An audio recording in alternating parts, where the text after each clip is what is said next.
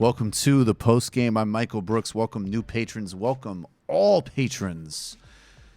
We are on it with substitute super producer Brendan Finn, chief economist David Griscom.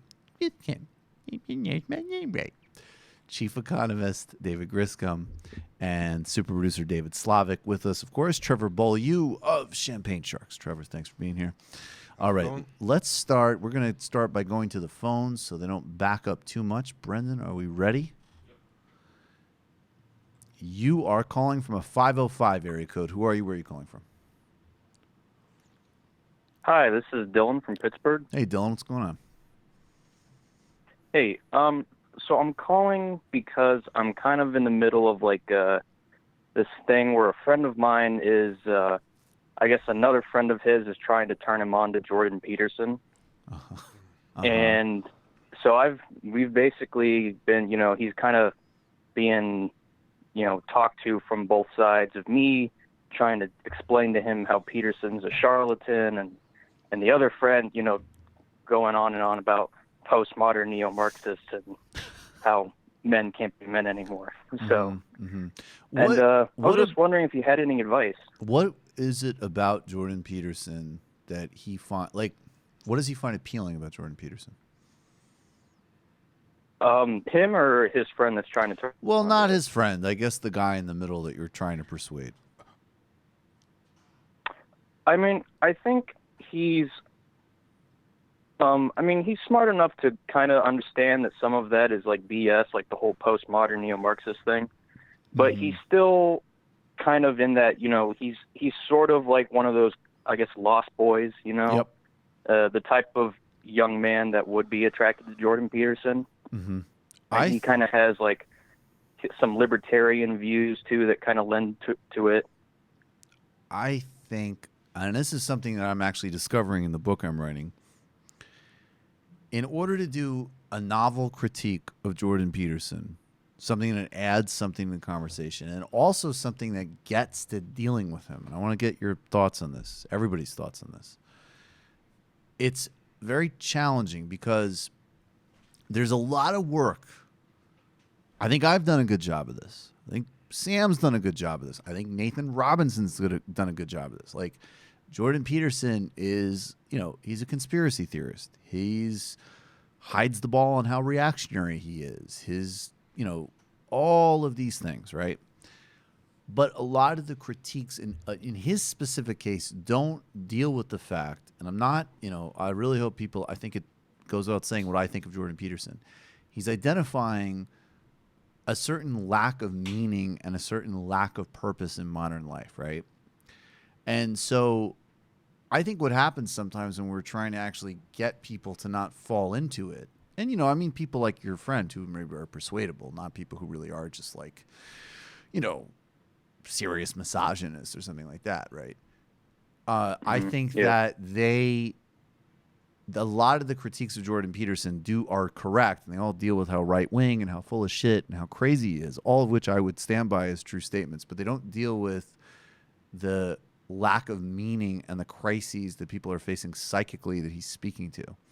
So what I'm trying to do, and I'm looking at sources, granted, who are not like, they're not like self-help gurus like he is, but there's a lot of people. Scott Atran, who's an anthropologist who does ethnographic studies of terrorism, wrote a book, several books and academic articles on sort of purpose finding and how people are drawn to terrorism. And now he's also expanded this work to draw analogies between the psychology of Al-Qaeda and the psychology of the alt-right, and particularly young men and their actual legitimate need for a sense of like group and individual purpose and cohesion. Also, Christopher Lasch in the 1980s wrote about some of the same things that Jordan Peterson's talking about. And he was a kind of, he's much more socially conservative than any of us are, but he was a socialist. But he was writing about alienation. And so what's interesting to me, potentially, with some people who might be sympathetic, if you could say, I understand actually what he's speaking to in some ways that is true. Not the right-wing backlash stuff, but the sense of lack of purpose and alienation. And then, ironically, all of the available evidence that we have is that the reason that people feel so disconnected and isolated is actually because they're really socially disconnected and they've fallen out of groups, like the bowling alone phenomenon. And so the project that he's advocating of endless self-improvement and atomizing yourself even more as an individual actually contradicts the answers to the real problems that he's identified. So I don't know if that helps, but I'm trying to just give you something that might speak to it, because I think a lot of the work we're doing is like, all of it is true, but I don't think actually speaks to why people are drawn to him in some ways. I have a question about your friend who. So there's Yeah. one friend that's actually. By the way, I agree with everything that Michael said. In fact, you actually took away some of the things I was going to say. So. Oh, I'm sorry. Oh yeah, yeah. Say them again in a different way. Okay. Yeah. But what this guy who is first of all, is he gonna listen to this? Do you think? Sorry? Is he gonna listen to this? You think? I don't want to put you in a position of saying weird things about your friend, but I was gonna ask him. I was gonna ask what. Is he a virgin? Yeah, basically. Thank you. You Sorry, I'm totally, just trying to expedite things here. Yeah, he is. He is a virgin. My God. I got it in one. The And by the way, just to say, I just have to stipulate. I feel like I'm being like the PC guy, but I do have to say this is a theme that might be identified with certain things is worth exploring, but we are not hating on virgins or here. shaming virgins. Hating or shaming, we are not doing. Go ahead. I like how I was trying to soft pedal it, and you just dunked it home. Then you tried to pull it back. Like Well, I dunked it home because I just needed to get to it. No, you're right. Now, I think to go along with what Mike said, like a lot of this stuff is a need that people need filled, and because a lot of us are smart, we bite the bait at the surface level intellectual stuff. I agree with Mike there, and it's not an intellectual appeal. The intellectual stuff is like a Trojan horse, Right, to bring in all the other stuff. So because people aren't, I think people can't let themselves be swayed by the intellectual counter argument, because if they allow themselves to admit that the intellectual stuff is swaying them, they're not only giving up an intellectual hero, they're giving up an emotional support group. It's like kind of like if I admit my AA sponsor is wrong about flat Earth, I'm also going to lose my AA sponsor. If that was like your package deal, like, I'm going to lose this guy. Then you might be like, you know what? I will put up with all the flat Earth theory there is. I love Kyrie Irving, and I don't believe in flat Earth, so I think it's doable. But it's doable. But I'm saying some hypothetical world where someone told you, you're gonna have to give up the whole. No. I think you're totally right. I think that's actually another big problem that a fair amount of these guys seem to have. Like, I actually have, like, obviously of all of them, like, I loathe Sam Harris. I mean, that's no surprise to anybody. But actually, it's funny. Like, I know people who, they don't defend his racism. They don't defend his trash foreign policy. They don't defend, all of his toxic tendencies. But they'll say, like, yeah, I get all that, but I like his book on meditation or whatever. And I'm like, oh, cool, okay, right? Like, because I think it's healthy to actually be able to, disaggregate. But I think you're right. I think a lot of the people, particularly with Jordan Peterson, he's such an emotional daddy figure that even being able to just say, like, I don't know, maybe his personal advice was helpful to you, but you also realize that, his agenda is really extreme, is one thing. But I also really would zero in on that. I think, I mean, even in like the case of like talking about like,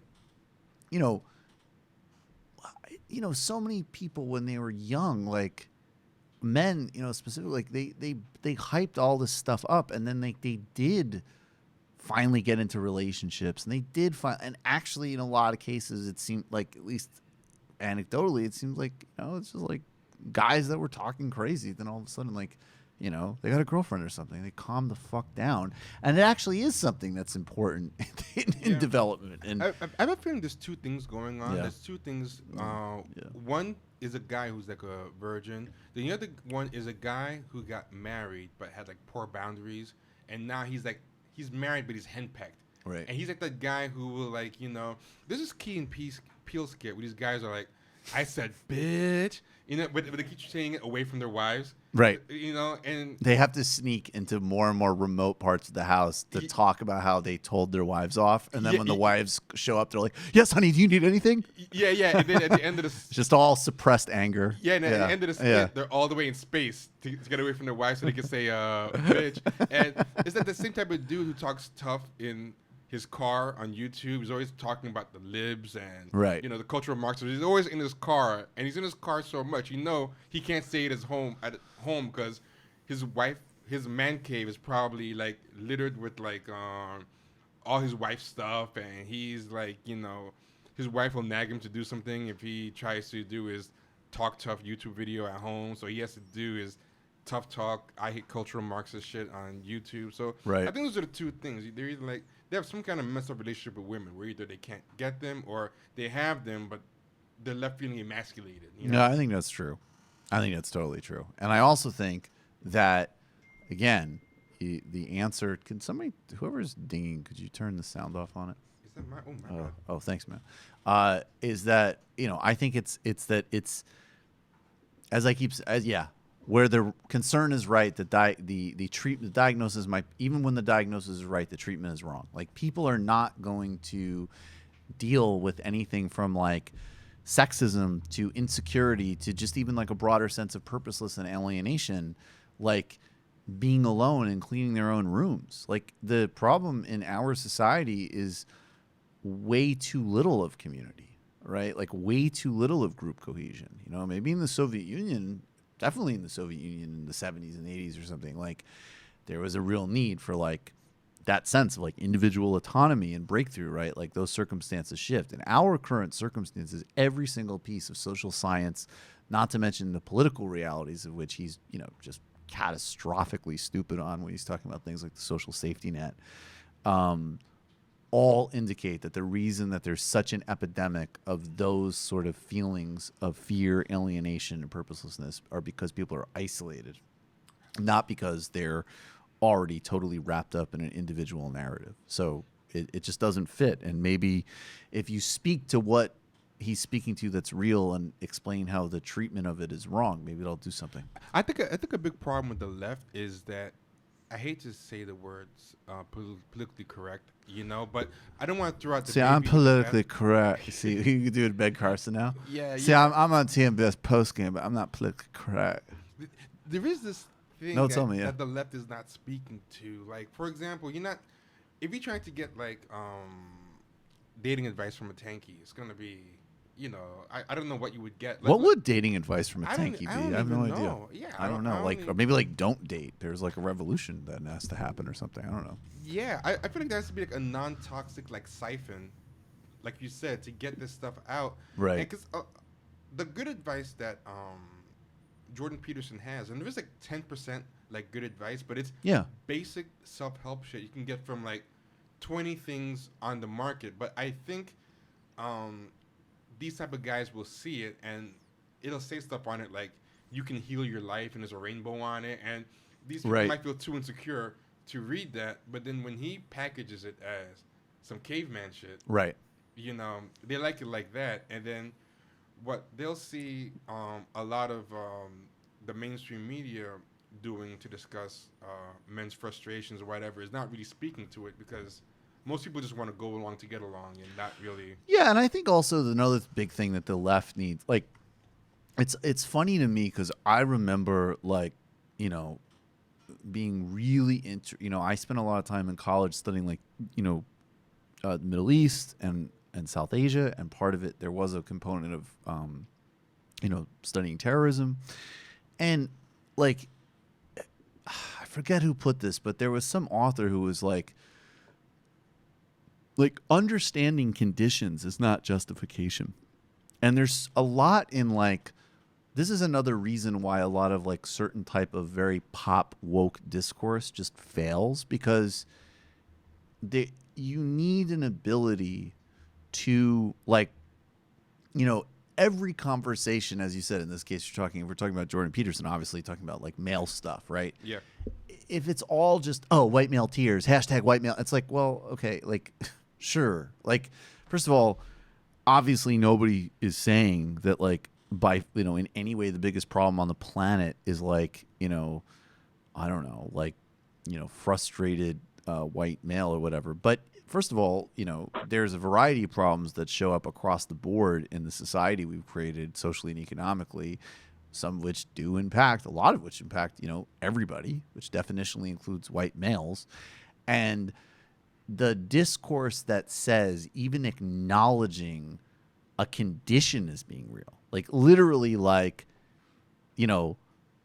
maybe there is an uptick in a sense of like sexual insecurity amongst men, right? Now, that might be, I actually don't know if that's true because I don't know how empirically that's measured. So I hear that a lot in the discourse, but I don't actually know if that's true. But that being said, stipulate that that's true.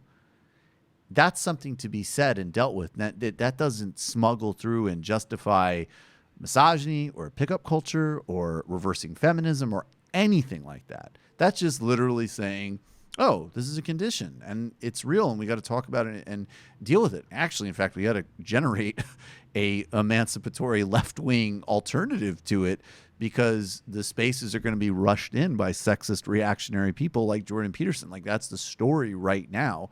And as I say, way too much of the woke discourse, just the only answer is always like, oh, well, that's bullshit because X or this other group has more burden, so that's a bullshit. And it's just like, look, that again, practically speaking, that's just not going to solve anything. I think there's an inability to acknowledge like male needs as valid sometimes in woke circles. Because, for example, I think if a guy was in woke circles and he said, "Hey, I want to find a way to lose my virginity and have sex, or maybe have a dating life and date a couple of women," it's like, well, why do you? Someone might actually tell him, "Why do you want to do that?"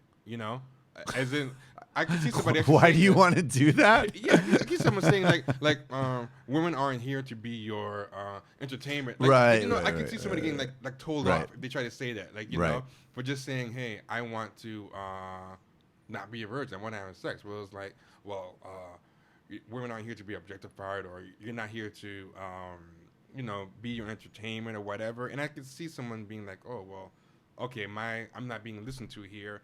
But also, and then it creates a split. Yeah. Because it's like the appropriate answer is obviously like, of course you need to do and want to do those things. And they need to be done in a way that's built on mutuality and humanity. And then once that, and I know what you're saying, there is that kind of response. And then, yes, the vacuum is filled in by all of these misogynistic, poisonous forces, which latch on to that insecurity, and that sexual insecurity is the doorway. I mean, to a lot of shit. It's the simplest way. Exactly, a lot of shit. There's a reason why Steve Bannon was so interested in gamer communities, and there's a reason why all these like toxic pickup forums and all this other stuff, which started as insecurity, misogyny, and entitlement, morphed into fascism. But at the same time, you're right. Like, not every expression of like male desire and sexual interest and frustration is like entitlement or objectification. It's also like them talking about their conditions and desires, which is fine, and there's nothing innately wrong with it all. I also think the left is so irony poisoned that I can't really see like a lot of popular like leftists giving somebody a list of self-help books, even ones that weren't toxic. I just think the culture's not really for that. I think a lot of people would have to kind of drop the ironic detachment to say that. So I think that's kind of a problem too, because I was talking about this on Twitter and I made a thread and somebody said, well, in that case, can you list some good self-help books that would be a good replacement? Right. And then when I started saying it, I was like, wow, I feel even weird saying it because, it's right. But what's funny is that in normal broad culture, and obviously we always talk about the toxic and fucked up ways it manifests, like in Jordan Peterson, and you can even look, I have no problem with a contextual critique that a lot of like self-help phenomenon is obviously a byproduct of like capitalist scarcity. Like that's all true. But at the same time, like, people desiring to like be happier, be healthier, live better, like these are quite normal, healthy desires, which again, we should have a discourse for, not just either be totally or ironic or like, oh, well, why would you even think about that? You should be like, eating like grain gruel and thinking about, somebody else's suffering all the time, which does the kind of, that's when we get too Christian on the left. Does any of that stuff help you, man? As David Griscom would say. Yeah, it's kind of like in the same vein of what I've been trying to do. Right. I kind of provide like the critical alternative to I guess Jordan Peterson's hypothesis. I try to explain to my friend, like, here's the political and the economic reasons for why maybe this alienation of young people in general is happening. It's not just because society or the culture or anything like that. And then I also try and explain, like the historical reasons for why Jordan Peterson's incorrect, or how he's just but that's intellectual. Yeah, that's absolutely right. ignorant of political But that's things. what we just spoke to, though. Yeah, that's not going to intellectual. hit. Yeah, that's the intellectual stuff that's not going to hit the need. That's shadow boxing, like You're Yeah, total. I'm I sure mean- you're right about all of that stuff, but I don't think that. I think especially in his case, he is totally. Yeah, I mean, I he is a think- hardwired to emotional needs. That's and it's very much not of the. It's intellectual, but it is not of the intellect. Like I would tell him to like read like Alfred Adler or like Karen Horney or Eckhart Tolle or something like that before I would even engage the intellectual stuff. Read James Hillman. I mean, that was a great archetypal psychologist from the Sirius, and who was actually quite left in his politics. He had the exact opposite critique. He said, from a psychoanalytic Jungian and archetypal perspective, we're totally alienated. There's a pandemic of depression, anxiety, purposelessness, and the reason he put it, he said, yes, because you're rightfully feeling all these things because modern society is terrible. Like, you've just been in a traffic jam. We're destroying the earth. Like, but I think that's the path, because I think all the other stuff, it's true and it's important. Like, the broad culture needs this guy to be pushed back on and knocked down, but the specific kind of appeal of him is not going to be addressed by that kind of intellectual argumentation. And I'd also say, can you do it real quick before you jump off? Can you do a Tony Soprano impression? Are you able to do that? Tony, let me give it a try. Go for it. Hey, you only eat gabagool. That ought to keep the testosterone flowing. You know what's so funny? That actually is that reminds me of Casino. Those were like the Chicago. That was actually a super good Casino impression. Yeah. That was like, he ran the money bags to fucking. So, but I would say, that was very Pesci-ish. If I would Tony Soprano, it's like, hey, look, stop looking at the fucking crying sexist guy and try to figure out a way to get yourself a fucking date. Marron. How much better we'd all be if there was some fucking general sense of confidence and well-being in this fucking society, that you wouldn't have to have some transphobic prick crying over YouTube having a fucking bestseller. It's fucking pathetic. Go to the fucking gym. Meditate and take a fucking run. That's actually really what I would say. Go meditate, take a fucking run. And don't worry about Jordan Peterson and your stupid, his other silly friend. You know what he is? He's a repackaged Iron John, that Robert Bly thing. I think so, but as I've been looking into it, I think, again, just more Robert Bly didn't have the bad politics. Yeah. It's like he added Robert Bly didn't have the bad intellectualism to it. Right. Thanks for the call, man. Appreciate it. Take care, man. Thanks. All right, let's do some sound. So, all right, guys, we just need to do this. We're going to start with footage. This is from the Real News. There was an airstrike in Yemen in the past couple of days. It killed 41 Yemeni school children. It was on a bus that was bombed by U.S. Saudi coalition forces. This is a report from Eric Mate on Real News Network. Again, the facts of this are: the Houthi rebels are an organic emergent group in Yemen. They have some support from Iran, but they're not simply an Iran proxy. They've actually been an increasing Iran proxy because of the mass murder that Saudi and the United States and the United Kingdom and the United Arab Emirates have subjected Yemen to. Going back to at least 2015, I believe, the Obama administration backed the Saudis in this horrific air campaign. In some respects, as just a sort of political favor to them after they had a temper tantrum over the Iran deal. it's still going on and has even increased in lethality under Trump. And there is, I believe, Chris Hayes recently did a report on Yemen after, I believe, no coverage, and I think a full year from MSNBC on one of the greatest areas of crime happening in the world, crime that the United States participates in every day. This is a report from the Real News Network.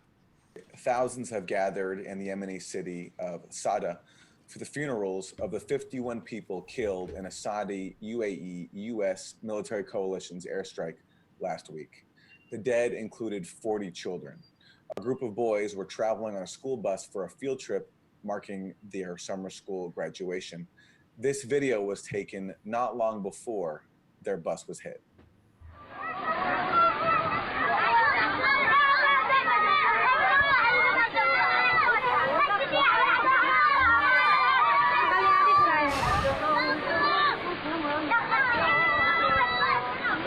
Not long after that video was taken was when that bus was bombed. In addition to those 40 children and 11 adults killed, the bombing also wounded some 79 people, including 56 children. Family members are still searching the bus's wreckage for the remains of their children. What is also turned up in the wreckage are the fragments of U.S.-made bombs. Photos from the scene. Okay. Okay, yeah, so that's just a clip from Aaron Mate. I don't have terribly much to add besides that setup and just the fact that, again, this is happening every single day. And there's new arms packages, recently approved for Saudi Arabia.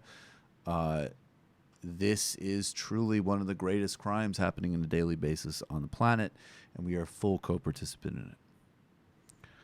It's absolutely disgusting. And I will take that cheap transition to say, and speaking of absolutely disgusting, let's do the Trump segment, the Trump section of the postgame.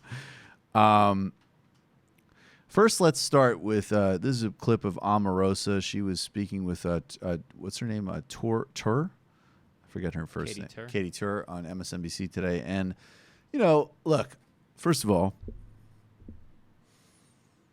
I mean, anything that puts pressure on Trump's heart, I'm not mad at.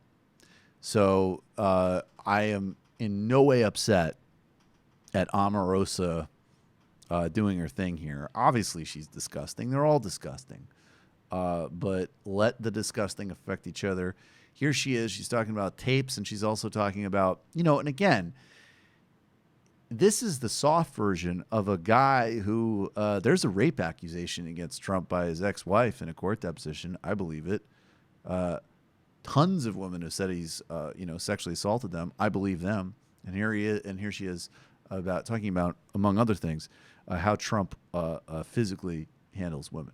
Lewandowski, that's been well documented. Hope Hicks that continued to have relationships Both with of them people. have denied that, we should point out. Oh, okay. And then she had a relationship with Rob Porter, a man who is alleged to have been beaten both of his wives. And this is the person that he brought into the White House to be a communicator for him. And I just think that it's interesting that people haven't really examined the fact that he would rather have someone who has absolutely no political experience and has no knowledge of politics at all because she's pretty. And I'm someone who served in 2 tours of duty. This is my 2nd time in the White House, and he calls me a dog. Did you feel like you were harassed by him in the White House for being a woman? Harassed in a sexual way at any point? Did he harass anybody in a sexual way? Any Me Too moments? I don't know that I would characterize them as Me Too, but I saw in your book, for instance, where he grabbed you and he kissed you without you welcoming that. He did that very often with women anytime he wanted. He's very physical. He would grab women, kiss them unsolicited, anytime, any day. You also write about the National Enquirer in this book and the president's relationship with David Pecker and how he helped convince you to drop the rest of this.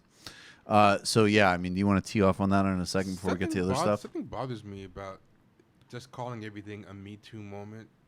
I don't know why it bothers me, but it does. Like, there's a word for it, like a term. You could call it sexual harassment. Like, it's just kind of weird that now the hashtag has kind of replaced the actual like the legal terminology. Yeah, it's also funny because it allows to I feel like because of Me Too, like I don't know, Me Too's been used in so many different conditions, but I think what she's saying there, but it's interesting because I feel like she's actually trying to specify it a little bit more, and the reality is she could have just said does Donald Trump sexually harass women? And the answer there would be definitionally like, yes.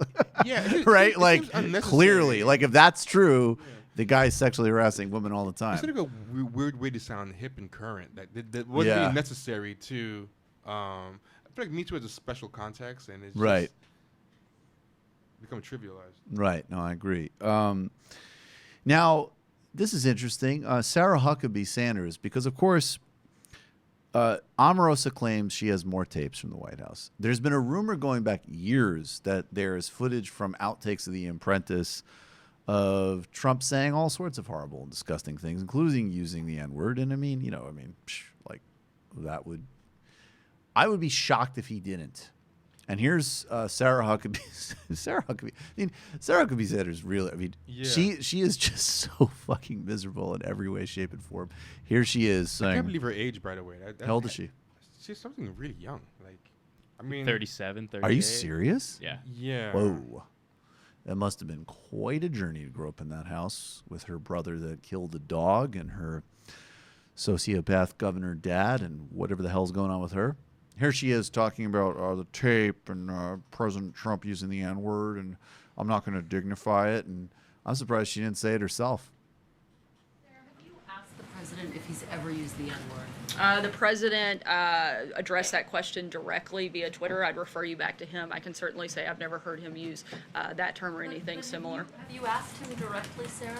The president, I didn't have to because he addressed it to the American people all at one time. Why have you asked him directly? Again, the president answered that question directly on Twitter earlier today. Can you stand at the podium and guarantee the American people they'll never hear Donald Trump utter the N-word? Oh, no. In any context? I can't guarantee anything, but I can tell you that the president addressed this question directly. I can tell you that I've never heard it. I can also tell you that if myself or the people that are in this building serving this country every single day, doing our very best to help people all across this country and make it better, if at any point we felt that the president was who some of his critics claim him to be, we certainly wouldn't be here. What if he said, like, hey, Jared, you were nigger fast. That's positive. Wouldn't that work? I can't guarantee. She says, she's like, I just love, because I actually have heard her say plenty of other things that she can, like, guarantee and promise. And it's so clear that, like, I mean, what do you think he said in these tapes? I don't know. They're from The Apprentice. Yeah. Well, yes. And then I guess theoretically Omarosa has tapes too. I'm not sure, but I think a scandal for his... I think the people who like him kind of assume that he has said it, and the people who don't like him kind of assume he has said it. So I think an actual scandal for him would be to say, we have hours and hours of audio, and he hasn't said the N-word once in any of them. I think that would upset his base. I think that would upset his base more. Like I think that's like we've recorded him for hours on end, lots of surreptitious recording, and he was talking about a black guy for like 10 hours, and he just never used the N-word once. And I think that would actually be a scandal. Like, well, this is kind of related. This is Jessica Tarlov on Fox News, and I mean, yeah, she's basically just echoing well, not the second half of what you just said. That's the more full truth of what is going on. But this is Fox News, right? Like, this is still the prime propaganda outlet for the president, right? And part of their job is to pretend that this guy isn't a racist and this guy isn't a sexist and this guy isn't corrupt and everything else. And here's what she says about the possibility of these tapes. Came in there and was recording people, whether she can be prosecuted or not. That's obviously a huge violation here. But the use of the N-word or whatever it is, that's baked in. I really feel strongly once people heard the Access Hollywood tape, they made their decision about this person. I don't think a recording of him using a racial slur post Charlottesville, for instance, moves the needle at all come election day. Not just that, but if there is a recording, then let's hear the recording. Let's not talk about the recording. Let's not talk about whether there is one. If there is one, play the darn thing. I want to hear it. I'm sure. Right? Well, she needs more time in the spotlight. So You're right. I love comments like that are just literally less than filler. Like, she just said something that's actually an incredibly provocative thing to say on Fox, which is like, if he used this slur, which everybody agrees, right? Even the bad people agree. Like, it's kind of the like brass ring of slurs. Like, that's the Super Bowl of ethnic insults. And she's just like, yeah, if he said it. His group of supporters, which incidentally, let me call back to, was the same group that voted for him, even though he bragged about sexually assaulting women on camera. They don't care. First off, she looks like way too smart to be on Fox. I'm not saying she is, but just the fact that she's not blonde and has glasses, I think might have accidentally made her say something more. Okay, you watch it. Hitting. My sister is blonde, my friend. No, but is your sister Fox News blonde? No, like, she's not Fox. I know what you mean. Yeah, fair enough. Yeah, Jessica Tarlov is like the house wine of Democratic operatives living inside the Fox News operation system, and she has sharpened her critiques over time. She used to just play the heel. She used to do and I'm a Democrat. Yeah. Oh, so she's like one of the she's theoretically a Democrat. Oh, that's why she looks different. Yes, they dress her like that. Oh, so she's a different brand. They're like, you're a Democrat. You don't look like a porn star. Yeah. Or here are some glasses and pretend you care about Hispanic people. Or like a state fair, like homecoming queen or whatever. Like, okay. That whole shtick. Yeah. Now I get it. Why she looks like that. But I mean, there's nothing real. I just thought that was actually correct. And I don't have much to add to that, right? Like, it wouldn't make. And I think if anything, like, if a tape came out before the midterms where he said that word, I guess it could even further drive out the people that are going to come out for Democrats anyways. It might motivate some of his people to vote in the midterms. I could see it. I mean, I have some different thoughts about Omarosa. Like, did you see what April Ryan said about her? No. April Ryan is the White House press correspondent. I have this for weird, where? Urban Radio. She's the one that Sarah Huckabee Sanders gets very close to using that word with as well. Yeah. Sarah Huckabee Sanders like, April, it's really testing boundaries, my limited patience to pretend to not be in a Klan robe right now. Yes. So what did April Ryan say? I feel weirdly on Omarosa's side here in that I don't believe she's I think she's disingenuous about caring about all these bad things that Trump did and stuff. But I find it weird that all these resistance types aren't doing the usual hashtag welcome to the resistance, roll out the red carpet bullshit that they do for everyone else. Like James Comey, fucking FBI, COINTELPRO fuckers. Muslim entrapment. Really, like, the biggest outside intervention that cost their queen the election is James Comey. And he's just generally melodramatic trash, and they brought him along. Yeah, they brought him along.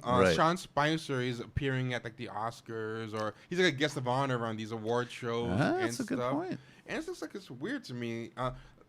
Howard University invited Comey to like teach a class or something, and then Ta-Nehisi Coates is tweeting like approvingly of it, like, Howard is shining. We got James Comey.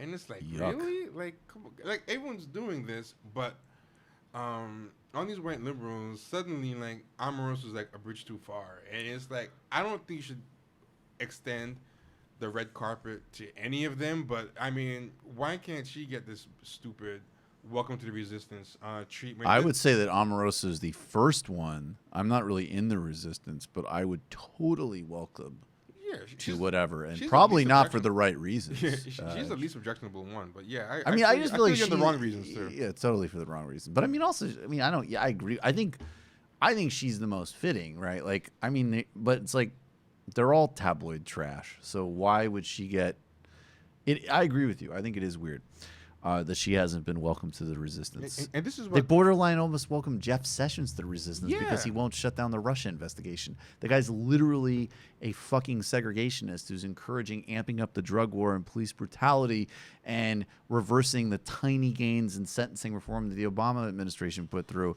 And he won't get rid of Rod Rosenstein, so we can overlook a guy who couldn't even get a federal court judgeship in the 1980s because he was too racist for then. Like, are you fucking kidding me? You can't Omarosa. Yeah, I agree with you. If the standards are so freaking low, why not Omarosa? Yeah. And April Ryan was like Omarosa, and then she didn't even tag her. Like, so this is very performative because Omarosa's on Twitter. You can tag her, so you're not really doing this to directly talk to her. You're doing this to show out. Right. Because Omarosa, I hear you mention me on Meet the Press, and people who watch this said that she actually didn't mention her. Don't reference me or use my name. Keep my name out of your mouth. You have done enough. Your lies and crazy behavior are catching up to you. Can you see national security breach? Lawyer up. And it's like, where's all this national security breach? The whole thing is a national security. Like, you want to think of it at that time. Like all of it is a national security breach. Like, what? Omarosa? Yeah. You fucking kidding me? And where's all this energy for, like, all these other people, April Ryan? And it's like, right. She's doing it to kind of impress the white resistance types, and because she has to follow their lead. Like, they've declared Omarosa as a safe target. So right. That's what she's gonna do, and I think it's kind of silly. No, I think it's lame. I think if the metric for hashtag resistance is you just simply need to have had some type of run-in with Donald Trump and we support you, then Omarosa's in it. You're calling from Skype, 266. Are you there? Hello? Hello? Hi. Hey, how's it going? Is this me now? Yep. Oh, wow. Hi. Yeah. It's like 5 a.m. here. Stayed up, like... Dedication. Where are you, man? Where are you? I'm in Kuwait, but I am Egyptian. I'm not Kuwaiti. Oh, hey, man. Thanks for the call. Yeah. What's on your mind? Like several things. Like, I've been tuning into the show since it started. Thank you, man. Much appreciated. But thanks. Sort of felt like I wanted to, because I messaged you today on Discord. The day was the 5-year anniversary of the Rabaa massacre, and I really appreciated that you guys covered it on the Majority Report. Yep. And it was really interesting for me to hear you guys talk about, to hear people talk about the war in Egyptian, to hear discourse about it in English. Right. And it's just, and everything that the guest said was really on point, and I really agreed with. I found it interesting that Sam brought up the issue of Morsi being a complete idiot, which makes me think maybe he's been talking to some Egyptians. Morsi gives off the vibe. I mean, for some people, and some people haven't listened or watched that, but this is a 5-year anniversary of a massacre right after the coup, I believe, where I believe 800 people were massacred attempting to protest the removal of the Morsi government. Morsi was the Muslim Brotherhood president of Egypt. He was indeed, the idea that he was secretly turning Egypt into some type of Muslim Gestapo state was really overstated and conspiratorial, but he was, by all appearances, a pretty incompetent idiot politically with a right-leaning political agenda. And, now Egypt is back in the hands of a junta. Yeah. Yeah. Yeah. And one of the things I wanted to highlight, it's not just a right-wing agenda, it's a extreme right-wing agenda, the Muslim Brotherhood, literally, and their manifesto has world domination as the end goal. Wow. That's what Trevor's goal book is as well. Yeah. So and I personally believe one of the reasons the revolution failed was because, first of all, there was no organized left at all, and that would be sort of my message to comrades pretty much everywhere, especially in America. You need to organize, because if a revolutionary moment comes up and you don't have people on the ground, you will miss the moment, and reactionary forces will step in, and so it's that's really important. Sort of and in 2016. Which is how I found the Majority Report first. I found out about the Young Turks first, and then shifted more to the Majority Report because my wife's Canadian. I felt like I need to brush up on Canadian and American politics more. But I was really inspired, and a lot of people that took part in the Revolution War II were really inspired by Bernie Sanders. Awesome. Complete solidarity there. Awesome. I had like one little thing. Mm-hmm. It's I really appreciate your jihad against the internet dark web or whatever they're called. But I've noticed that there's jihad. one member that Yes, I'm sorry. I like this. Good word choice. Yeah, go ahead. Yeah, but there's like one member which I used to like in the very beginning when he first came out, mm-hmm. And that's Majid Noez. Oh, I don't like him at all. And yeah, like the thing is, like I'll be frank, mm-hmm. like he understands Islamists really well, like whenever like left wing people, I find them like being very generous, let's say with Islamists, like my spider sense tingles because like I live in the part of the world. Do you think I am though?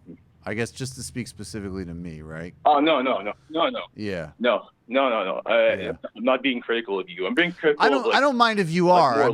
I don't mind if you are, but because I just want to say, like, because I have very specific problem. Like, Majid Nawaz is bad in this context. Like, he is a force of the right.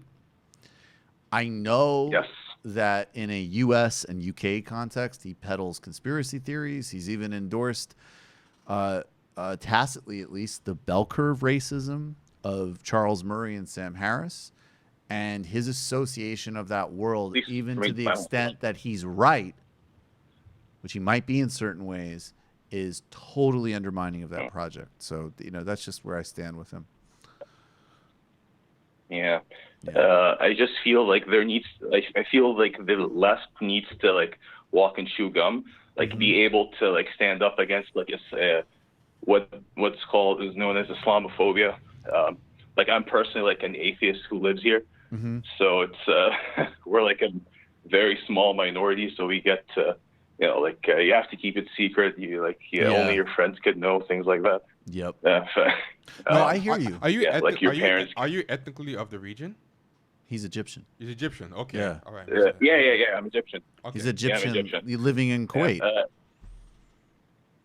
Egyptian living in Kuwait. Got it. So yeah, I also think just actually, want to say real quick too. I also think like what I try to do is I think this is an area where positionality really matters. So in the United States, Islamophobia is a major force. I mean, at this point, like it's not even debatable. Like literally, you had a guy get elected president. A very significant part of his campaign was smearing Muslims across the board. And, I'm not talking like, we're not talking all this kind of like intricacies of understanding the difference between different Islamic movements and all of this type of stuff. We're talking like, people who just happen to be Muslim, right? So look, here it really matters to be an opponent of that and defend people's civil rights across the board. I think obviously in a place like, Saudi or in the broader Middle East, if, people are oppressed, in some cases people are imprisoned, some people are jailed, and we have all solidarity and all support. I mean, there's no contradiction there. I think some people who have that kind of liberal stance that might frustrate you, it comes from the right place in our context. Because in our context, it's quite important to oppose interventionism abroad and, that type of thing. Yeah. I had so I completely agree with you. But I would just say that sometimes the left overcorrects itself in this issue, and we're supposed to be the nuanced political sort of leaning, so we should practice that nuance. Now, I have a very a tiny criticism of you, because I've heard you several times sort of allude to that atheism is yes, I gotta sound Okay, go ahead, man. I'm giving you more time because it's 5 a.m. in Kuwait. But yeah, go ahead. We should keep it moving. Your criticism, please. Go ahead. Okay. Yeah. Okay. It's just like I would just say that the left concedes a lot of things to the right or to the center sometimes, and I would just say that don't concede atheism to like assholes like what's his name, Sam Harris, and people like him. Like there is a strong. Not strong. Like atheism was a leftist, very revolutionary tradition, and we should stick to that. And that's all. Yeah, I think that's all I want to say. I maybe like personally atheism, don't think it's cool. But I'm just saying there's a lot of revolutionary potential in atheism and atheistic ideas, especially in this place. I hear you. I think what Trevor just said is totally true, that obviously I'm criticizing a specific kind of atheism in a specific context, but also look, I mean, I also can't lie, like I don't have an atheist position. I'm not a believer, I'm not religious, but I also just don't. Religion is just a mutable cultural phenomenon that means totally different things in different contexts. And I've just seen enough religion manifest in enough different ways where I just don't see religion in and of itself as the prime problem. I don't. So I'm not, sorry? I said, you're most probably right. Like I think. Yeah, I agree so I'm with you. not, but I'm not, but I'm not opposed. I mean, I guess it's hard. I feel like it gets tricky because like, first of all, I'm criticizing, like Trevor said, fedora atheism. Number two, I think it's awesome if people want to be atheists, and I totally think, particularly in the places where like there are some cases still literally run by religious monarchies, atheism is obviously a potentially really revolutionary force. But number three, I just am not. It's just not a particularly important thing for me one way or another, if I'm being honest. I don't have any objection to it, but I have an anthropological view of it. Yeah, I think the context. I think the context do matter, because I think like Michael was saying, for you to be atheist where you are and where you're from is a much more revolutionary thing than the guy with a fedora who just wants to troll people on Twitter about it. But I would say, like, my personal thing, which is, I feel like I think people need to like separate religion from proselytizing, because you can proselytize anything and become annoying. Even atheism, even leftism, even conservatism. Right. And like I feel like religion should be separated from live and let live. Like if you can be your religion or be unreligious or be political and not just harangue people, I think the world would be much. Oh, David is going to jump in a second and passionately defend atheism, but I just want to say before... He's putting on his fedora. He's putting on his fedora as he speaks.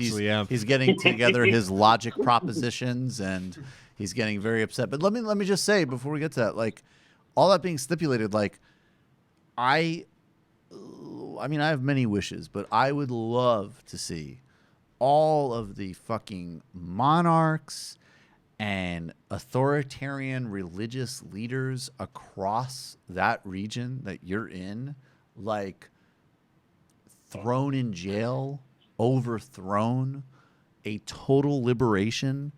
That would include, obviously, people's right to totally freely choose to believe and engage in whatever practices they want. And I am 100% in alignment with that, and have solidarity with people like you, first and foremost. So I'm totally with that. David, go ahead. Well, I just wanted to agree with the caller, though, about the point that, like, it is actually something that the left really shouldn't cede over to the right. I love that this gets you, brother. Yeah, that's good. No, but I think he makes a really important point. I've actually been, I've been doing a little bit of a study. I've been going back and reading a lot about how folks were radicalized sort of in the early, like, 20th century, a lot of, like, leftist Marxist movements. Uh-huh.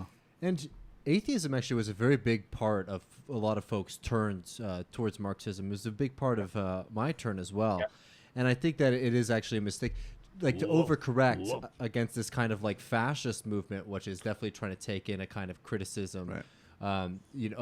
Basically a fascist criticism of Middle East cultures and all that, right? Under the guise of atheism, and I think if we see that over to them, that's definitely is a huge mistake, because, starting to doubt the power structures of theocracy and religion, especially if you grow up in a religious community, which I know a lot of my friends and myself as well did. That actually has a very important political content, a very important political. I don't know. It's just like it's a very old Marxist position too, is to be atheist. Well, it's also to be. I mean, if I make a practical distinction, like I'm not anti-religion, right? I'm just not. I just don't view it. I don't. And it's to me, it's. I can't even frame it that way. But I'm definitely anti-theocracy. Right, like that's a political project, and that involves certain types of power and coercion over people, which I oppose categorically. Certainly, but I mean, I guess but it's also just like a kind of question about like whether or not you think that certain abstractions are politically helpful. Well, they can be. I mean, there is a Christian Marxist tradition. There is a Islam. There literally is. I mean, look, you guys, South Africa would not have been liberated without communists and also without ANC Christians. The civil rights movement in this country would not have happened without Christian politics. You can give me all the counterfactuals you want. That's reality.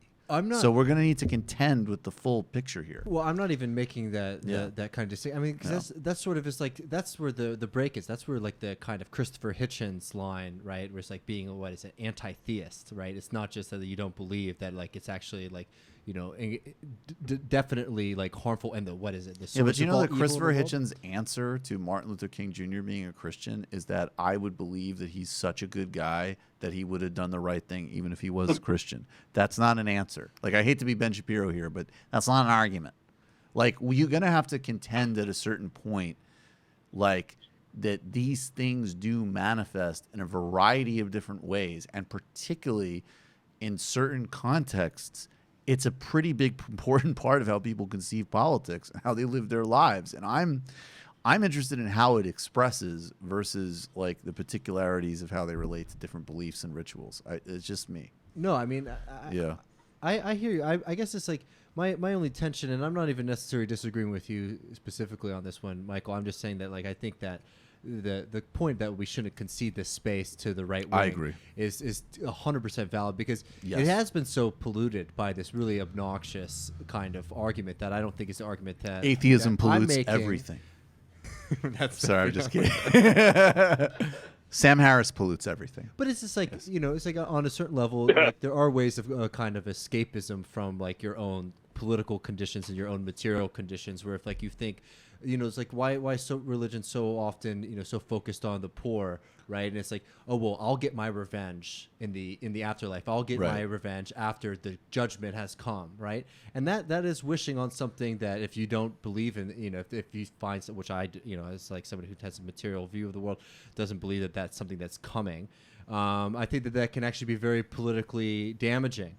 But I don't know. I'm not. But it is interesting that even like Bob Marley has that very powerful line about like some teaching that great God will come from the sky, take away everything, and make everybody feel high, which is like an exact indictment of what you're talking about, and was very much of a certain kind of politics, which isn't my but I don't think it wasn't the exclusive. Right. I'm just saying it wasn't the context of a revivalist, nationalist, movement that was religious. And my point to being is not to say that, I'll joke about being a Rasta just like I'll joke about being a Muslim, but I'm not. But the point being that like even the indictment you're talking about was articulated perfectly and really powerfully by somebody who still anchored that critique in religion. I just can't see it in a one-dimensional way. I just don't think the kind of overwhelming historical anthropological evidence supports it.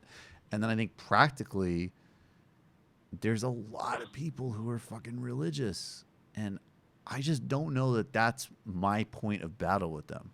You know what I mean? Well, I agree there 100%. I don't think that was also anyone's point of battle on like the actual series, like the tradition that I'm trying to invoke. I don't think that was anyone's battle, but it was something that was dominant among the way that people were thinking. It's like, if you are someone who doubts, religion, it's like, well, here are these other things that we also doubt and we also challenge as well. Totally. And that's really important. And you're right, as the caller says, I think you're totally right. That attitude has innately revolutionary potential.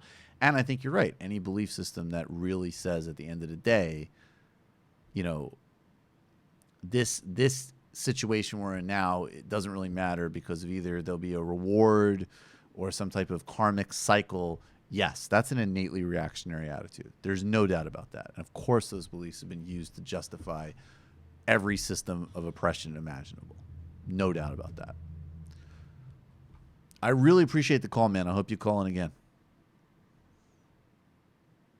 Hello? I really hope you were just fucking with me. No, I just dropped because we just dropped some jewels, man. Got to run though.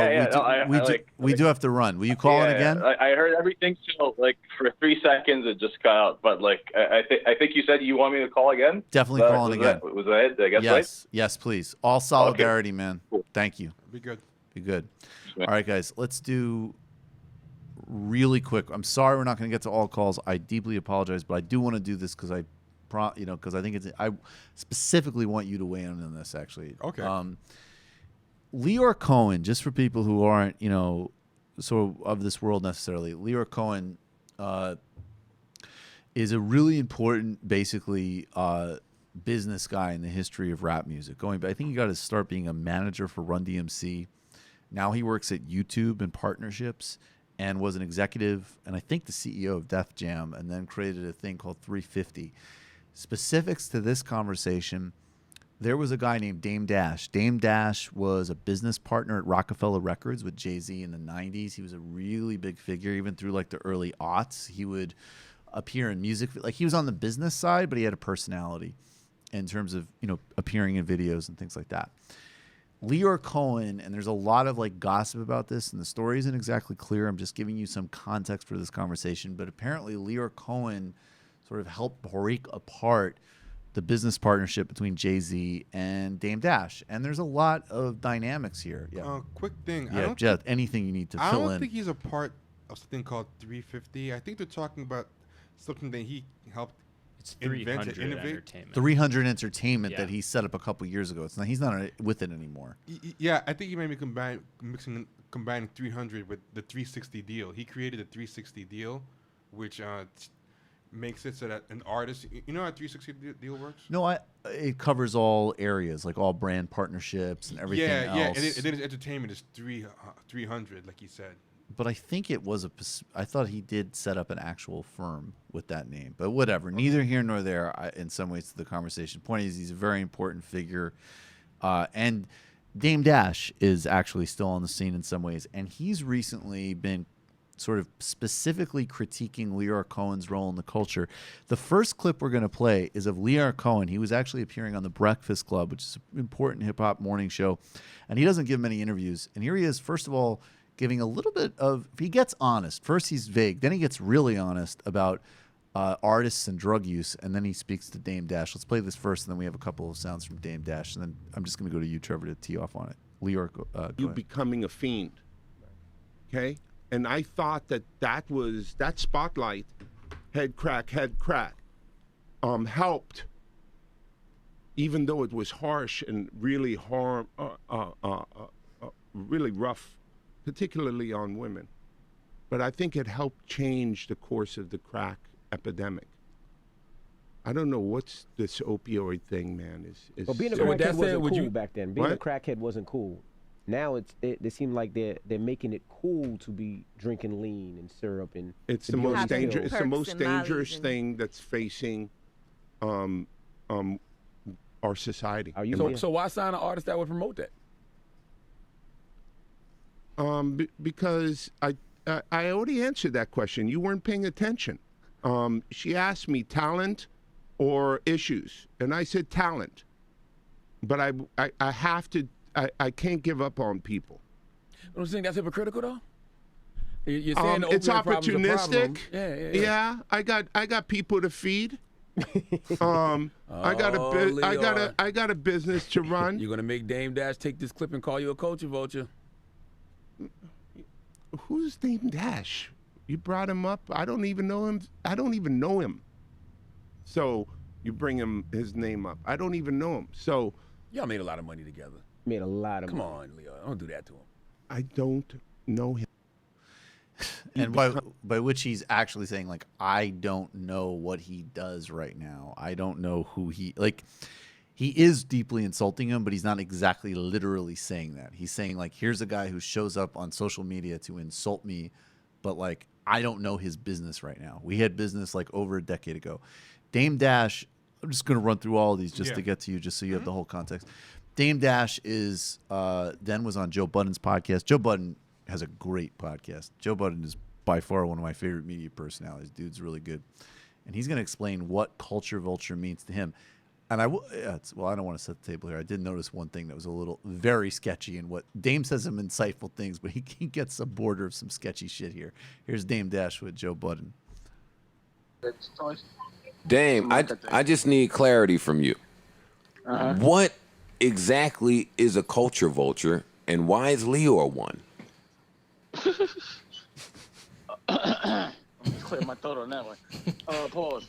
A culture vulture is someone that exploits the culture that he's not a part of, doesn't benefit the culture, and takes care of his culture, and has no respect for the culture he's exploiting.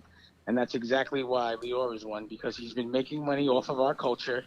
He is not part of it, and he's been exploiting it, never helping, teaching, or anything, doing what's in the best interest of his pocket over the culture. And to add insult to injury, he is not accepted in his own culture. He cannot get no money in his own culture.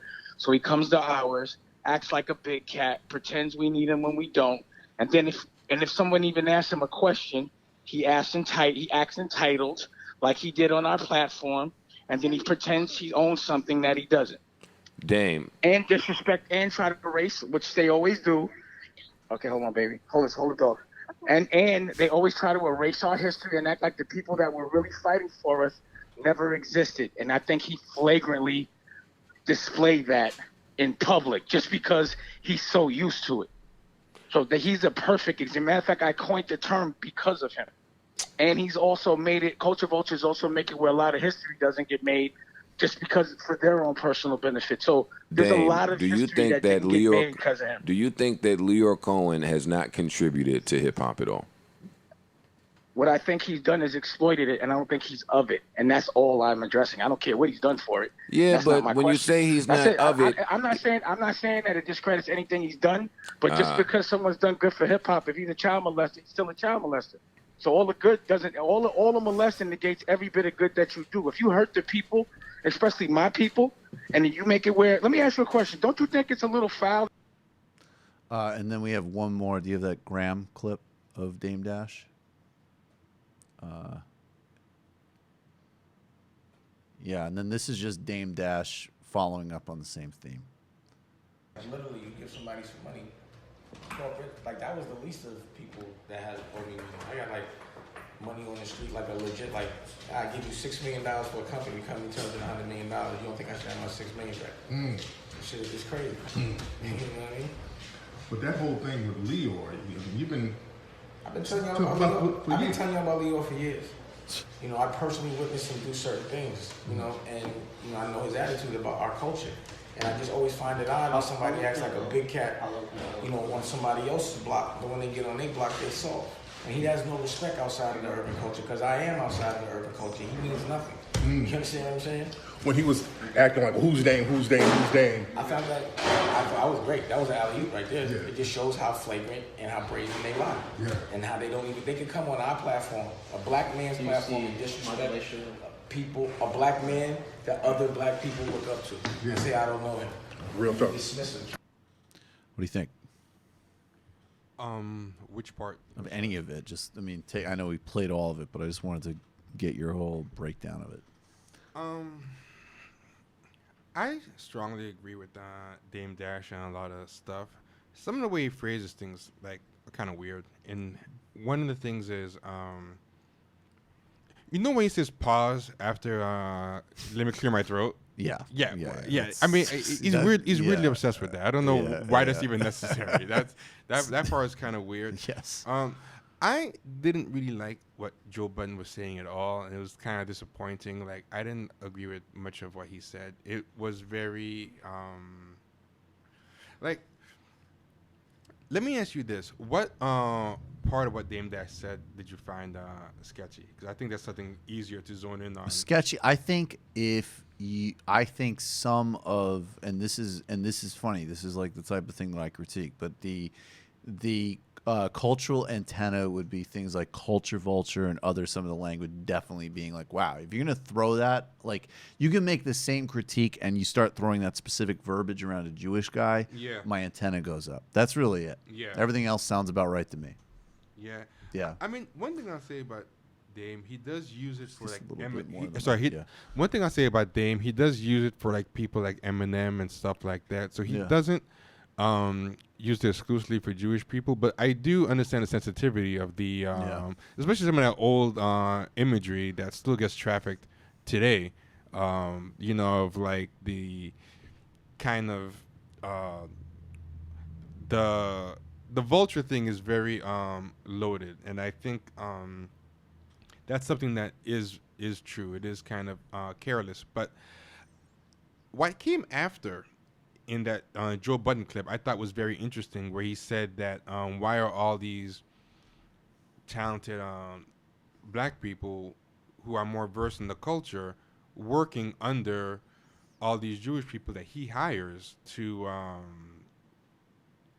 that he's bringing in to run companies. Yeah, and there's kind of this nepotism that he's allowed to do within that hip hop space that, like, if he was working in a Jewish space and he hired a black guy, even if he hired that black guy to help him make money, I don't think that black guy would be given the free reign to start doing nepotism and bringing everybody else aboard. Right. The generational wealth would still be consciously, and I think it kind of goes across the board. I don't even think it's just a black thing. I think even if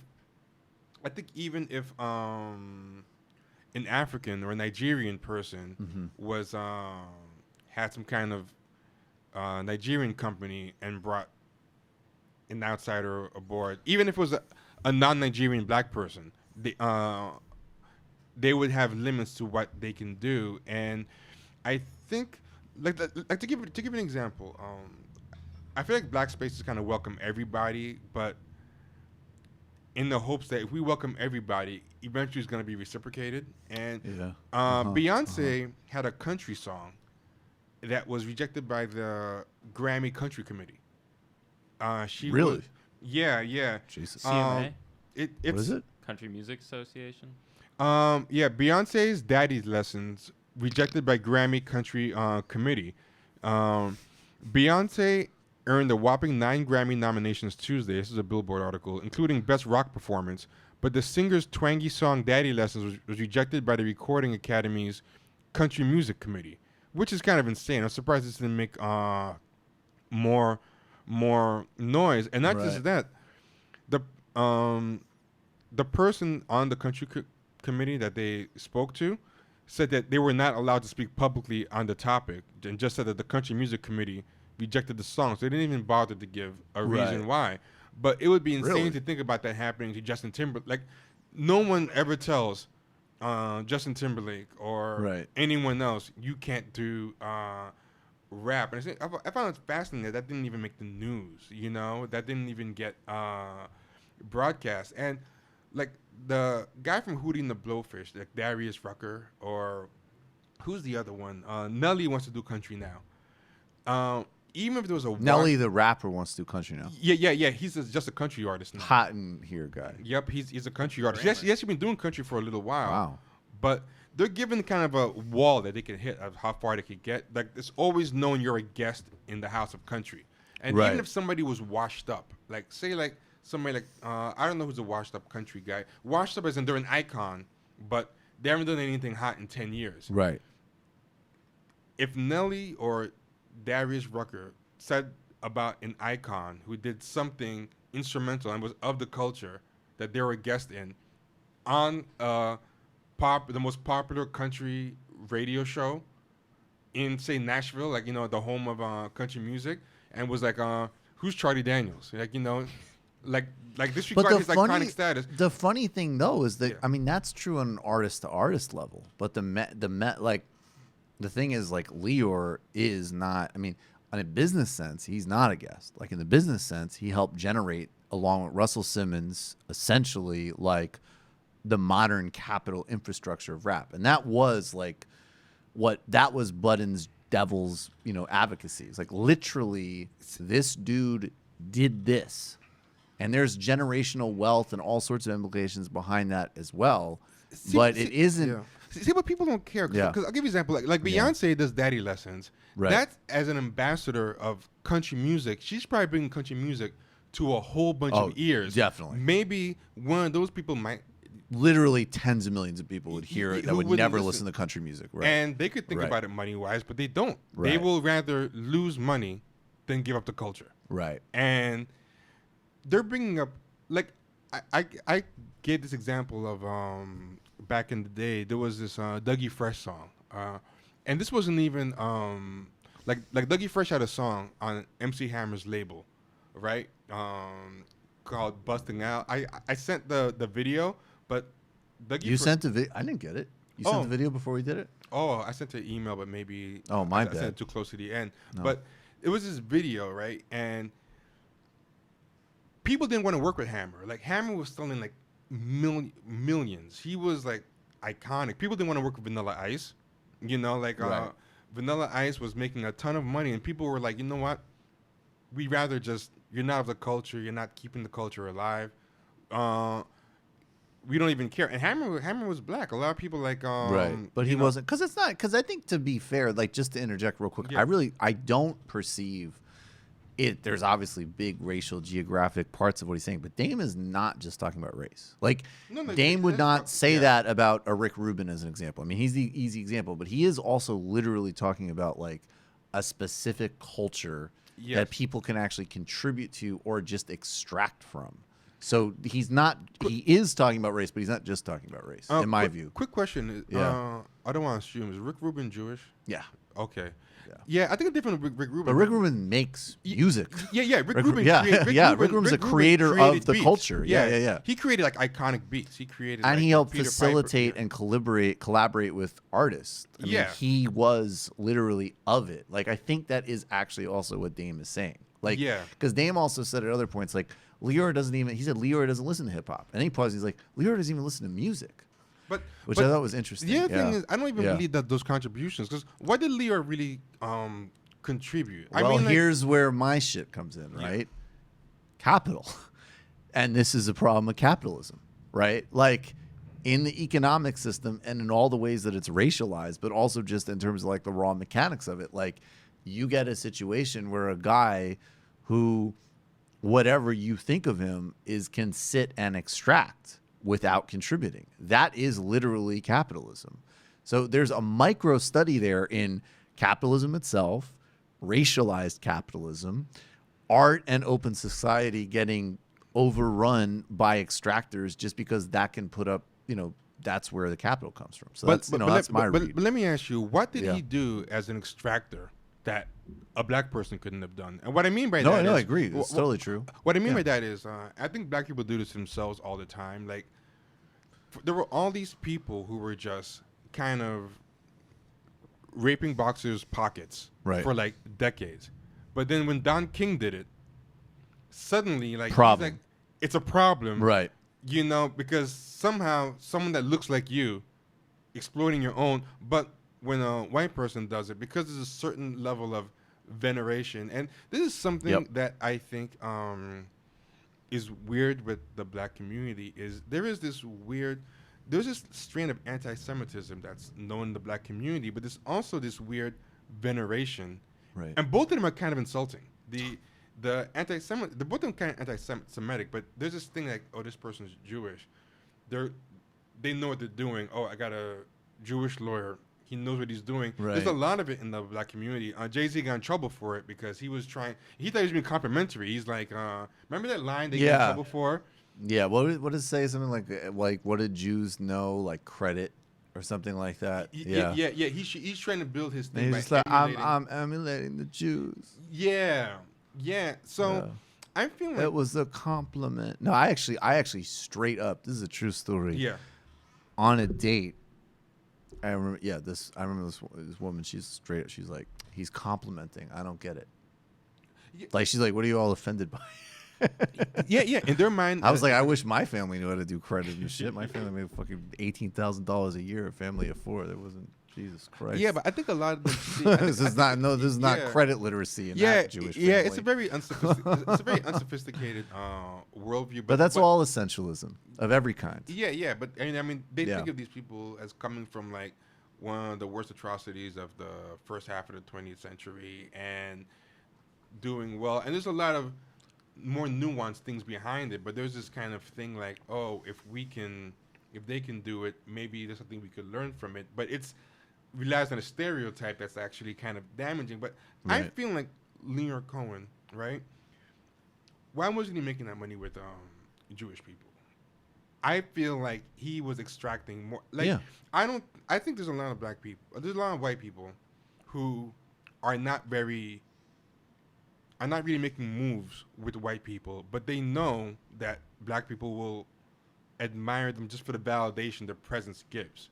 You know, if a white person comes and wants to be on board with you, that means something. Like, how do I know that he really gave that much value to Run DMC, or did Run DMC validate him? Like, the whole reason he can make that 300 entertainment company and work with YouTube is because of the social capital he got from being with because he's associated with Jay-Z, with Run DMC, with all of this, absolutely. And then I think, and actually that gets to the, if we want to, and then that's actually right there in terms of like the culture piece that someone like Rick Rubin, he didn't like his social capital is generated because like he made the 99 Problems beat. He was of an actual construction. He made Rock the Bells. Right, Rock the Bells. He made the whole sound of Def Jam. Like, he made that sound. He actually created more than Russell did. Russell was more party in the culture. business and also the business. Yeah, but Russell was also like a party guy. Russell like knew.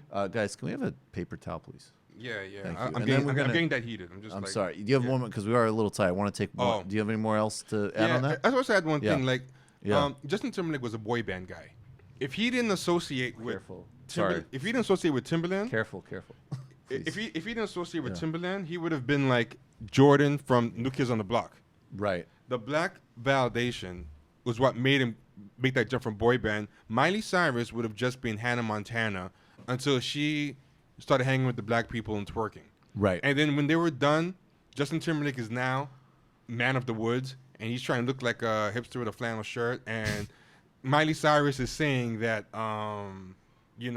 she's a born again Christian, right? Yeah, she's a born again Christian. But also she blamed hip hop. She said that I was fucking with hip hop and it was a bad way to go. And it's like, what did black people get from them hanging out with them? They got more out of it than vice versa. They got. Yep. Wait. Yep. So Dame Dash probably could use a little bit more Jew literacy, but he's basically on point. All right, you're calling from a 5. See, that's exactly. I knew you'd have. Go get the cultural literacy segment. That was all what Two Dope Boys in a Podcast was about. It was all these like everything from brand f ups like the Columbia running Adidas running an ad campaign in Colombia where they used the wrong spelling of Columbia. Oh my God! All right, you're calling from a 518 area code. Who are you? Where are you calling from? Hey, Michael. Dave from Jamaica again. Dave from Jamaica. Doing? Thanks for calling. What's on your mind? Well, after listening to the discussion, you kind of blew up my call. You guys kind of hit everything I was going to call in for pretty well. That's what we do. Good job, guys. That's how T and I go about things.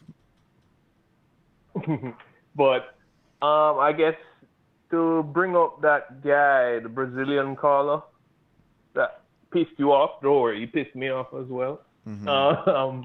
Could you keep it to this show if you don't mind? It's just honestly, I know there's a huge. It doesn't actually bother me, and there is a huge amount of overlap. But honestly, believe it or not, there really are people that actually there is a segment of this show. It's not big, but there is a segment that doesn't watch and listen to Majority Report all the time. So sometimes you have a good point.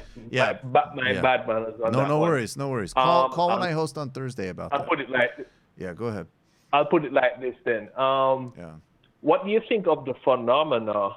I've noticed this a lot with Jamaicans that go abroad and they associate with the Dems and whatnot, but they hide or obfuscate their right-wing beliefs. Like they say, okay, what America does to its poor is horrible, but when you ask them about their poor back in their home country, whether it be Turkey, Israel, or whatever, we're not right-wingers.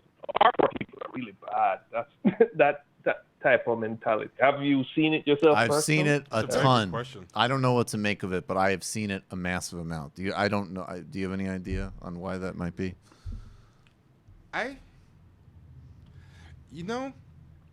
think the racial component here kind of complicates things, whereas I feel like, for example, like with Haitian people, like I feel like here class is so mixed in with race that people kind of look at things a little different because the classism kind of gets coded racially as well, whereas I think in a lot of home countries the racial homogeneity, and there's something called high context culture. America's a low context culture.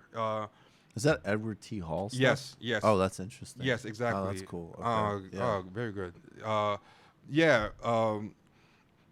feel like people take things for granted because of in the high context culture, it's just how it's always been. You just know these are your dregs of society. It's been that way right for like God knows how long, or it's colorism, or you're supposed to be this poor, you're supposed to be in the country, and I think people just don't even really kind of self-reflect on it, really, and I guess from my view, I think you put it there right. I think you kind of got why I was thinking about it as well, in the sense that when they come to the States, it's put it crystal clear where their position is in the society. So exactly. I think that's exactly. That makes sense. That makes total sense. And I think that, to I guess to tie it in with the whole intellectual dork web, it's all right. Like I'm personally, I'm a middle class person, right? And I've grown up a very privileged person, right? And my job now is pretty much middle class. But if I compare myself to like somebody who grew up in poverty and now is like working a low wage job, I would have give more props to the person in poverty because they had less to start up with and managed to move up in the neoliberal playbook more than I have. And where I give more props to Cortez because her rise is meteoric and speaks to her. While Ben Shapiro now, in the neoliberal context, is a piece of shit because who's more important? He's gotten everything and that's all he gotten. Who's more impressive made it to presidency, Obama or Bill Clinton or George Bush? Like one, the first black president from a middle class family, the other, whatever else I think of him, a lower middle class white kid from a poor state, or a guy whose dad was literally the fucking president. I mean, this is so obvious. I agree with you 100%. Thanks for the call, man. No more calls tonight. I apologize. I got to all last week. They're all great calls because that's how we do. Last couple of, we're just going to read a few questions from the Discord, and then we're out of here. How do we reconcile the concepts of freedom with calling people out for being shallow? I hate McDonald's, but only 50% of that comes from leftist interpretations. The other 50% is unadulterated cultural elitism. I don't know, man. McDonald's is terrible for you, but you shouldn't judge people for going to McDonald's. I don't know. Everyone wants in on this. That's a good question. It is a good question. But it's not something a riddle. You can do in a soundbite. That's like you gotta like write that out. We get smart questions. Yeah, here, it's man. really smart. Yeah, I don't know though. But do you have a crack on it? I mean, not in like not soundbite. All right, yeah. Griscom has a soundbite. Go ahead. Okay. Only two corporations I support: McDonald's and Marlboro. Very Texas answer. trying to fucking man up for your next fight with Wolf. Brendan, what's the concern? I'm sorry. How do you like basically, okay. How do we reconcile the concepts of freedom with calling out people for being shallow? I hate McDonald's, but only 50% of that comes from a leftist interpretation. The other 50% comes from unadulterated cultural elitism. Does that make sense? Yeah, I mean, some people have to eat at those places, I would say. Also, right? some people I think yes, for sure. There's like people being forced into circumstances. Also, just like. That's a good example of that. Not doing lifestyleism, Yeah. Yeah. That's a good example of that. Like, I always wonder, why do New Yorkers always shut down, like, Walmart, but they love Target? Right. And I know Yeah, Target. I know Target is marginally better, but more because Target just seems like something that, as a liberal elite, I hate saying that word. A coastal elite, it's And okay to be at. It's not even marginally It's just better. not Walmart. Yeah. Walmart's like associated with Hicks in their mind, and No, it's bad taste. So all of the real things, Taste, like thank you. it destroys communities, it cuts wages, it's part of all these labor abusive, environmentally toxic supply chains. That's all Target. It just, it's Target. yeah, exactly. Walmart sucks. Like, we all know that's brow shit. Yeah. That's highbrow, lowbrow, middlebrow. That's not like understanding that capitalism's the enemy shit. There's no doubt about that. Yeah, that's like right. That's exactly the perfect call. Let's see. Why are illicit histories short though? I don't think they're short. I mean, sometimes they're longer. Sometimes they're shorter. There's also some time constraints, but I'm not. I want those to be really consumable and accessible. So I don't think, even if they go up a little bit, it will be more like in the 45 to 50-minute range, and not beyond that.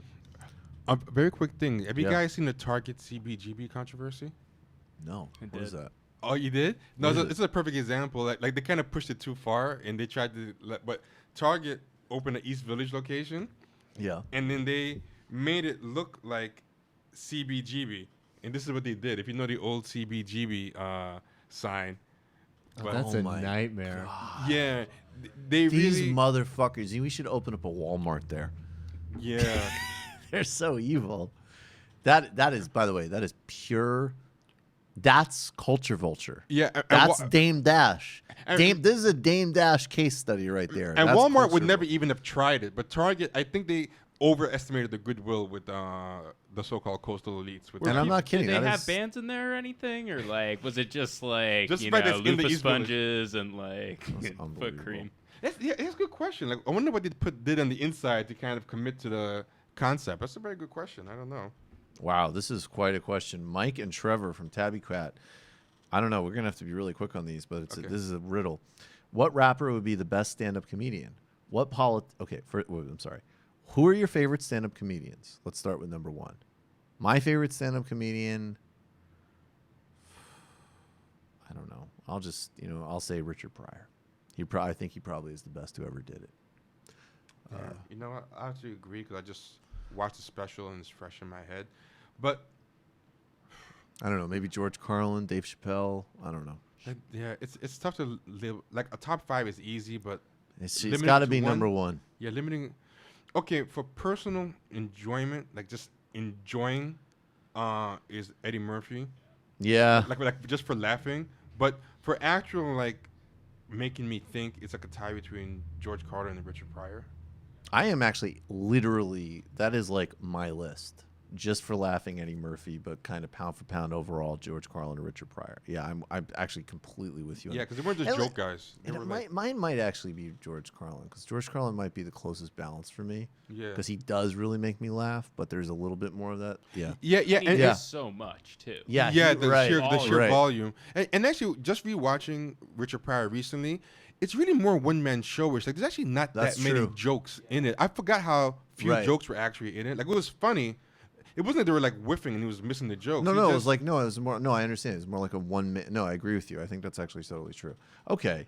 So we're going George Carlin? Yeah, All right, let's yeah, say you George swayed Carlin. me. What rapper would be the best stand-up comedian? That's a good one. I'm just going to say Cam. Because I think Cam's hilarious. Yeah, he is. I was just watching Paid in Full the other day too. And he was like really funny in that. And on Bill O'Reilly, Oh, yeah, dude, he was. you mad? Yeah, you yeah, mad? How is oh. that not a drop on this show yet? All right. I love Cam. Okay. Good one. Yeah. What politician would be the best stand-up? Obama was actually super funny. I think Obama. Yeah. Obama knows how to do stand-up. That's going to be my answer on that one. Do you know who I think would be a good stand-up comedian, but I just wouldn't like them, is George W. Bush. Yeah. Yep. But on that blue-collar comedy circuit. Totally.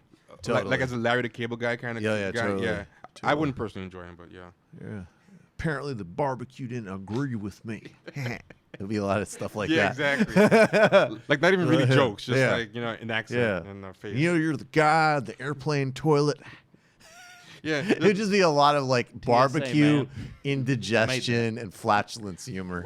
I forgot where he was. I think it was the inauguration. Remember he's trying to get the raincoat on? Yeah. He just gives up and gives a dumb look at the camera. Like whether it's intentional or not, he has some kind of I weird... hate the like whitewashing of George W. Bush, but I will say like the line that he said though, like it's been reported like multiple sources that like after Trump's inauguration speech, he just looked at somebody and he's like, "That was weird shit."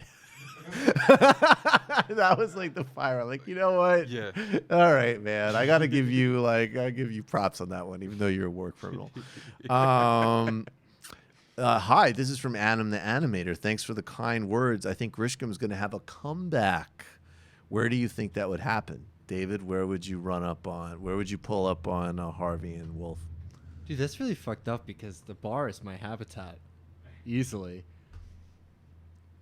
I think... Hey, baby, put down that pipe and get my pipe up. Oh, wow. That's Bill O'Reilly. Oh, wow. It's from his novel. Tell those punks to meet me in Texas, and we'll see what happens. Oh, shit. All right. Well, you got your state. assignment. All right. Brendan is great. Okay. And then the final question. Ooh. I'll do that next time, Attorney Andrew. Send that again. He wants you and I to read the product description of the safety box together, but safety pin box together. But we'll do that next time we have more time. That would be pretty funny.